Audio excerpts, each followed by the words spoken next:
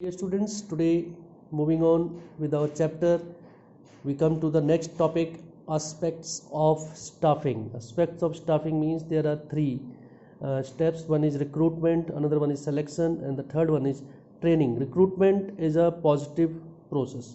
It aims at attracting large number of employees or people with the required qualification or profile to apply for the vacant positions. हमारे यहाँ जो भी जगह खाली है उनके लिए लोग जो है अप्लाई करें. इसके लिए हम जो है एड्स वगैरह देते हैं, पेपर में देते हैं और डिफरेंट मोड्स के थ्रू लोगों तक ये बात पहुंचाते हैं कि हमारे यहाँ ये जॉब्स खाली है and please apply for the same.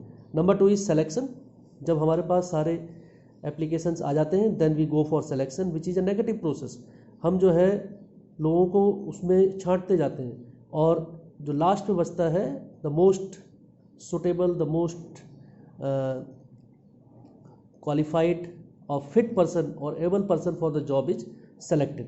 Then जो सेलेक्ट हो जाते हैं पर्सन उनको उनकी प्लेस देके ओरिएंटेशन प्रोग्राम चला के हम उनकी ट्रेनिंग और डेवलपमेंट का काम करते हैं.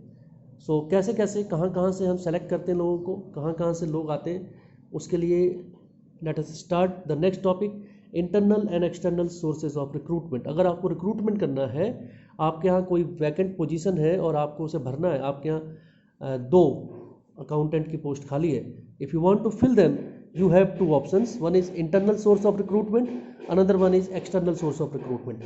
इन internal source of recruitment you have 2 options. You can do the promotion. आप एक जूनियर अकाउंटेंट को आप जो है हेड अकाउंटेंट या मेन अकाउंटेंट बना सकते हैं, उसको प्रमोट कर सकते हैं जो आपके यहाँ ऑलरेडी काम कर रहा है, और फिर उसके नीचे वाले को और ऊपर कर सकते हैं. इस तरीके से आप उसमें जो है अपने एम्प्लॉयज़ को इम्पोर्टेंस देते हुए प्रमोट कर देते हैं, जिससे कि उनका मोटिवेशन हाई हो जाता है. They are highly motivated, dedication उनका बढ़ जाता है, they feel more of as a family. दूसरा है कि आप उसको जो है ट्रांसफ़र कर सकते हैं, किसी और डिपार्टमेंट से इस डिपार्टमेंट में ला सकते हैं या इस डिपार्टमेंट से किसी और डिपार्टमेंट में भेज सकते हैं एम्प्लॉय को.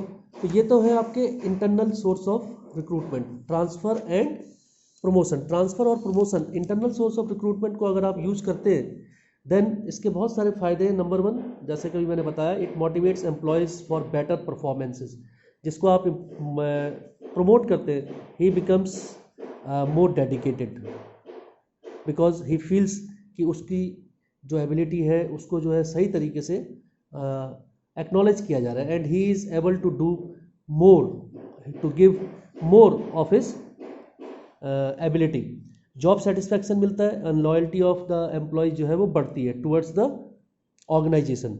Simpler selection and placement process. इसमें जो है सिलेक्शन करने के लिए ज़्यादा आपको किसी तरह का कोई एक्सरसाइज नहीं करनी पड़ती, कोई मेंटल एक्सरसाइज नहीं करनी पड़ती. उसमें पैसे की भी बचत होती है, इकोनॉमिकल है, right, not much time is wasted and placement process भी बहुत आसान रहती है. पीपल जिनको आप प्रमोट करते हैं they are already aware of your whole organizational structure, they are already aware of your whole process. tool of training, इसमें ट्रेनिंग भी उनको आसानी से मिल जाती है. आप उनको जो है ऊपर अपग्रेड करते हैं, already they know something and then you give the training which is easy, saves cost and time. I have already told you. It maintains optimal staff. Staff की ज़रूरत जो है जितनी है उतनी रहती है. We do not employ more than the required number of people. of course इन सारी चीज़ों से, प्रमोशन से, ट्रांसफ़र से फ़ायदा तो होता है, but there are some limitations also. that is number 1, in this case there is no scope for fresh talent. आपके पास वही लोग आते हैं, वही लोग हैं जो आपके यहाँ काम कर रहे हैं पहले से, right?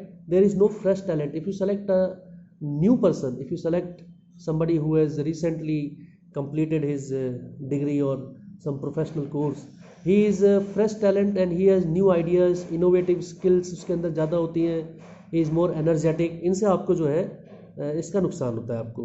it affects employees productivity adversely. employees की productivity, frequent transfer अगर आप करते हैं लोगों का, they are not given time to settle. आप जो है जल्दी जल्दी एम्प्लॉयज़ का क्या कर दे रहे हैं, ट्रांसफ़र कर दे रहे हैं इस एक प्लेस से दूसरी प्लेस में.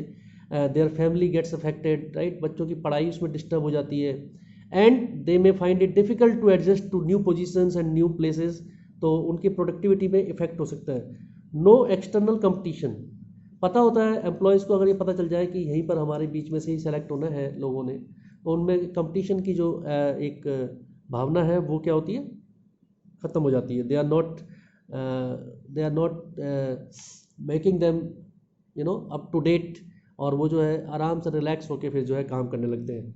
Not always a suitable source, it is not, ज़रूरी नहीं है कि इट इज़ नॉट मैंडेटरी या it is not always in the favour of the organisation कि आपको सही आदमी अपने एम्प्लॉयज़ में ही कोई मिल जाए, highly competent.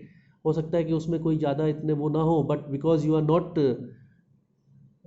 Going for external sources, और आपने मन बना रखा है कि हमने इंटरनली ही चूज़ करना है, तो जो भी अवेलेबल होते हैं आप उसमें से फिर जो है जो सबसे उनमें जो ठीक ठाक आपको लगता है उसको सेलेक्ट कर लेते हैं। मे बी समटाइम्स ऐसा हो सकता है he is not as per your requirement. Lastly, conflicts among employees. कुछ एम्प्लॉयज़ जो सेलेक्ट नहीं हो पाते या जिनका प्रमोशन नहीं हो पाता, वो इसको जो है अदरवाइज भी ले सकते हैं कि देयर इज़ पार्शलिटी और favouritism, right? And I am not promoted, he is promoted, he is junior to me, this and that, so many things are there. Employees get disheartened और आपस में उनके बीच में कॉन्फ्लिक्ट्स भी हो सकते हैं। So internal source of recruitment के दो methods, promotion and transfer, I told you, and the merits and demerits of internal source of recruitment. In the next lecture I would tell you about external source of recruitment. Till then, stay at home and take care of yourself.